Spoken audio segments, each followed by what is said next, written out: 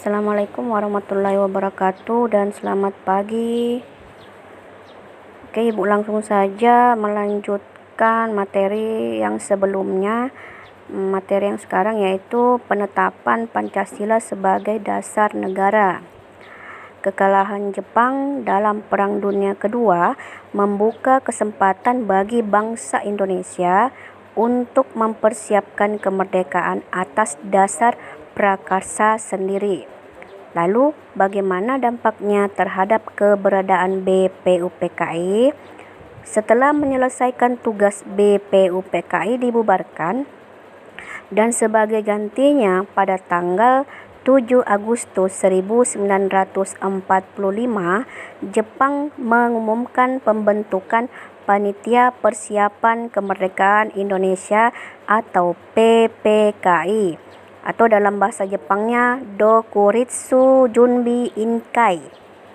Lanjut lagi, untuk keperluan membentuk PPKI tersebut, pada tanggal 8 Agustus 1945, 3 orang tokoh pendiri negara, yaitu Insinyur Soekarno, Muhammad Hatta, dan Dr. KRT Rajiman Widyodiningrat berangkat menemui Jenderal Besar Terauchi Seiko Shikikan di Saigon.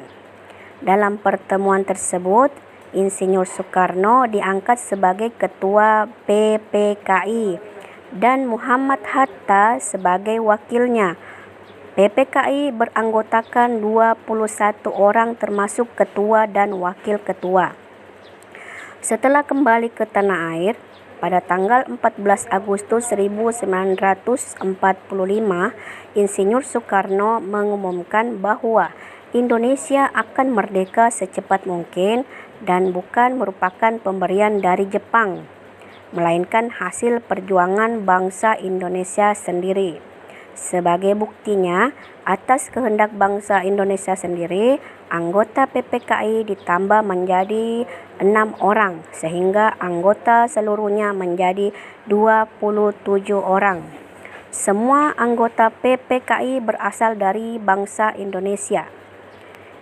Setelah Jepang menyerah kepada pihak sekutu tanggal 14 Agustus 1945, kesempatan tersebut digunakan sebaik-baiknya oleh para pejuang untuk segera menyatakan kemerdekaan bangsa kita, bangsa Indonesia, pada hari Jumat, tepatnya tanggal 17 Agustus 1945. Insinyur Soekarno didampingi oleh Muhammad Hatta memproklamasikan kemerdekaan bangsa Indonesia ke seluruh dunia.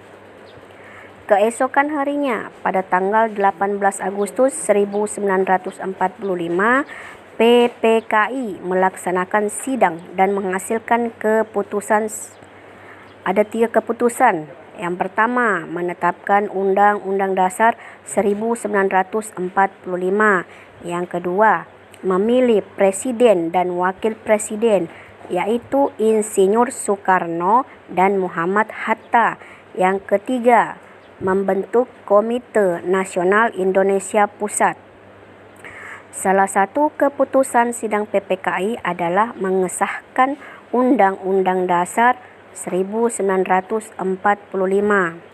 Dalam pembukaan Undang-Undang Dasar 1945, alinea keempat tercantum rumusan sila-sila Pancasila sebagai dasar negara. Demikian penjelasan dari Ibu. Insyaallah pertemuan berikutnya kita lanjutkan. Ibu akhiri, wassalamualaikum warahmatullahi wabarakatuh.